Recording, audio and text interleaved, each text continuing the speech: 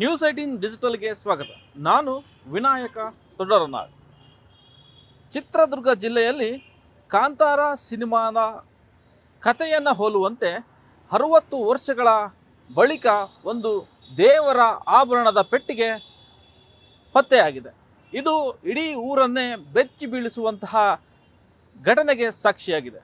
ಅದು ಏನು ಅಂತ ಹೇಳಿದ್ರೆ, ಚಿತ್ರದುರ್ಗ ಜಿಲ್ಲೆ ಚಳ್ಳಕೆರೆ ತಾಲೂಕಿನ ನನ್ನಿವಾಳ ಬಳಿ ಇರುವಂಥ ಬಂಗಾರ ದೇವರ ಹಟ್ಟಿ, ಬಂಗಾರ ದೇವರನ ಆಭರಣದ ಒಡವೆ ಏನಿತ್ತು, ಆ ಒಡವೆ ಕಳೆದ 60 ವರ್ಷಗಳ ಹಿಂದೆ ನಾಪತ್ತೆಯಾಗಿತ್ತು.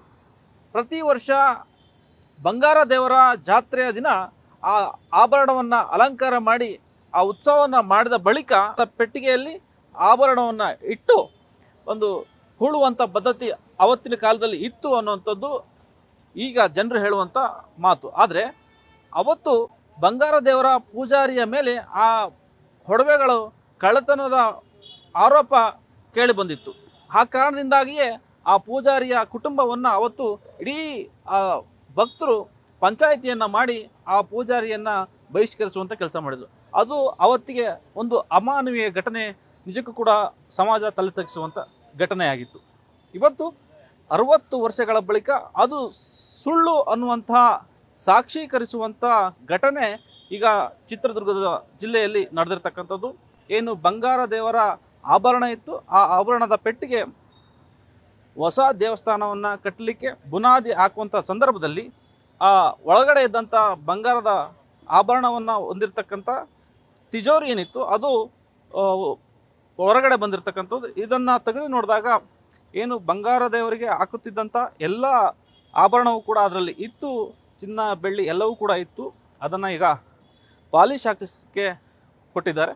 ಆದರೆ ಈ ಪ್ರಕರಣದ ಹಿಂದೆ ಏನು ಬಹಿಷ್ಕರಿಸುವಂಥ ಪೂಜಾರಿಯ ಕುಟುಂಬಕ್ಕೆ ಬಹಿಷ್ಕಾರದ ಬಿಸಿ ಏನಿತ್ತು, ಆ ಬಹಿಷ್ಕಾರದ ಸಂದರ್ಭ ಏನಿತ್ತು, ಅದು ನಿಜಕ್ಕೂ ಕೂಡ ಅವ್ರಿಗೆ ಅವಮಾನದ ರೀತಿಯಲ್ಲಿ ಆರೋಪವನ್ನು ಮಾಡಿ ಹೊರ ಹಾಕಿರ್ತಕ್ಕಂಥದ್ದು ನಿಜಕ್ಕೂ ಕೂಡ ಎಲ್ಲರಿಗೂ ಕೂಡ ಆ ಕುಟುಂಬಕ್ಕೆ ತುಂಬಲಾರದ ನಷ್ಟವನ್ನು ಉಂಟು ಮಾಡಿತ್ತು. ಆದರೆ ಇವತ್ತು ಆ ಬಂಗಾರ ದೇವರಿಗೆ ಸಂಬಂಧಪಟ್ಟಂತಹ ಏನು ಚಿನ್ನಾಭರಣ ಏನಿದೆ ಅದು ಪತ್ತೆ ಆಗಿರ್ತಕ್ಕಂಥದ್ದು.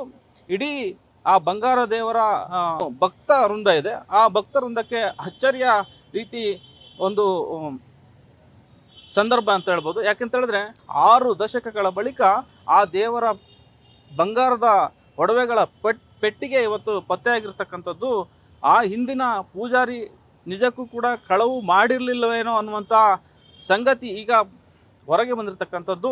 ಕಾಂತಾರ ಸಿನಿಮಾವನ್ನೇ ಹೋಲುವಂತೆ ಆ ಸಿನಿಮಾದಲ್ಲಿ ದೇವರ ಒಡವೆಗಳು ಪತ್ತೆಯಾಗುವಂತೆ ಈ ರೀತಿಯ ಒಂದು ಸಿನಿಮಾದ ಕಥೆಯನ್ನು ಹೋಲುವಂತೆ ಈ ಚಿತ್ರದುರ್ಗ ಜಿಲ್ಲೆಯ ಬಂಗಾರ ದೇವರ ಹಟ್ಟಿಯ ಬಂಗಾರ ದೇವರ ಆಭರಣದ ಪೆಟ್ಟಿಗೆ ಪತ್ತೆಯಾಗಿರ್ತಕ್ಕಂಥದ್ದು ನಿಜಕ್ಕೂ ಕೂಡ ಅಚ್ಚರಿಯ ಸಂಗತಿ. ಇವಾಗ ಸಿಕ್ತಲ್ಲ, ಈ ಒಡವೆಗಳೆಲ್ಲ ಸಿಕ್ತಲ್ಲ, ಇಷ್ಟು ದಿನ ನೀವು ಪೂಜೆ ಮಾಡ್ಬೇಕಾದ್ರೆ ಇತ್ತ? ಇಲ್ಲ ನಾನು ಕಂಡಿಲ್ಲ, ಅದನ್ನ ಕಾಣ್ಲೇ ಇಲ್ಲ. ಅದಕ್ಕಿದ್ದು ನಾ ಬಲ್ಲೆ, ನಾನು ಊರಿಗೆ ಹೋಗಿದ್ದಲ್ಲ ಮತ್ತೆ ತಗೊಂಡಿಲ್ಲ, ನನ್ಗೆ ಅದು ನೋಡ್ಲಿಲ್ಲ. ನಿನ್ನೆ ಬಂದೆ ನಾನು. ಅಲ್ಲಿ ಇತ್ತ ಬೇಡಾಗ ನೋಡಿ, ಅಲ್ಲಿ ಜಾಗದಾಗ ಅಲ್ಲಿ ಮಣ್ಣು ಬಿದ್ದಿತ್ತು, 4 ಮಣ್ಣು ಬಿದ್ದಿತ್ತು. ಅದೆಲ್ಲ ತೆಗ್ದು ಮತ್ತೆ ದೇಶ ತಗೊಂಡು ಬಂದು ಹಿಡಿಗಿತ್ತು. ಅದನ್ನ ತೆಗಿತಿರ್ಲಿಲ್ಲ, ಬಿಡೊಂದೆ ಅದನ್ನ ಬಲ್ಯ ತೆಗಿಯೋಕೆ. ನೀವು ಪೂಜಾರಿಕೆ ಮಾಡ್ಬೇಕಾದ್ರಿಂದ ಒಡವೆಗಳು ನೋಡಿದ್ರ? ಇಲ್ಲ, ಯಾವ್ದಕ್ ಬಲ್ಲಪ್ಪ, ನೋಡಿದ್ರೆ ಹೇಳಕ್ಕೆ ನಿಮ್ಗೆ ಭಯ ಹೇಳ್ತಿದ್ದ. ಯಾಕೆಂತ ಹೇಳಿದ್ರೆ 6 ದಶಕಗಳ ಹಿಂದೆ ಕಳೆದು ಹೋಗಿದೆ, ಕಳ್ಳತನ ಆಗಿದೆ ಅನ್ನುವಂತಹ ಆರೋಪ ಮತ್ತೆ ಆ ವದಂತಿ ಏನು ಹಬ್ಬಿತ್ತು, ಅದಕ್ಕೆ ಇವತ್ತು ಅದು ಸುಳ್ಳು ಅನ್ನುವಂಥದ್ದನ್ನ ಪುಷ್ಟೀಕರಿಸುವಂತಹ ಸಂದರ್ಭ ಇದಾಗಿದೆ. ತಂದೆಯವರ ಪೂಜಾರಿಕೆ ಮಾಡುವಂತ ಸಂದರ್ಭದಲ್ಲಿನೇ ಈ ಪೆಟ್ಟಿಗೆ ಕಾಣೆಯಾಗಿದ್ದು, ಅವತ್ತಿಂದ ಮತ್ತೆ ಕಾಣೆಯಾಗಿದ್ದು ಸಿಕ್ಕಿರ್ಲಿಲ್ಲ. ಒಳಗೆ ಇತ್ತು ಅದು, ಅದು ಸಿಕ್ಕಿರ್ಲಿಲ್ಲ. ಸಿಕ್ಕಿರ್ಲಿಲ್ಲ. ಅದು ಅವರು ಹಾಕಿದ್ದೇ ಹೊರತು ತಿರುಗಿ ಯಾರು ಅದನ್ನು ತೆಗೆದು ನೋಡಿಲ್ಲ. ಈ ಟ್ರೆಜರಿ ಬಗ್ಗೆ ಏನಾದ್ರು ಡಿಸ್ಕಸ್ ಮಾಡಿದ್ರೆ ನಿಮ್ಗೆ ಯಾವಾಗ? ಇಲ್ಲ, ನಮ್ಮ ಅಪ್ಪಾಜಿ ನಮ್ಮ ಹತ್ರ ಏನೂ ಹೇಳಲಿಲ್ಲ. ಅವ್ರಿಗೂ ಪರ್ಪೋರ್ಟ್ ಆಯ್ತು, ನಮ್ಗೆ ಪರ್ಪೋರ್ಟ್ ಆಯ್ತು.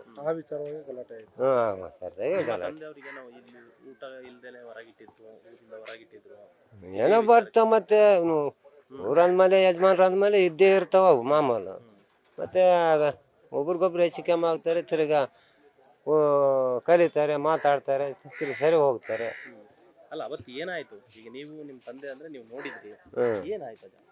ಏನಿಲ್ಲ, ಅಷ್ಟೇ ಆಗಿರೋದು. ಒಡವೆ ಕಳ್ತನ ಆಗಿರ್ಲಿಲ್ಲ ಎಲ್ಲ. ಮತ್ತೆ ಪೂಜಾರಿ ಜವಾಬ್ದಾರಿ ಇತ್ತ, ಊರಾಳರ ಯಜಮಾನ್ರೆಲ್ಲ ಕಲ್ತು ಮತ್ತೆ ಟೊಜುರ್ಗೆ ಹಾಕಿದ್ರು.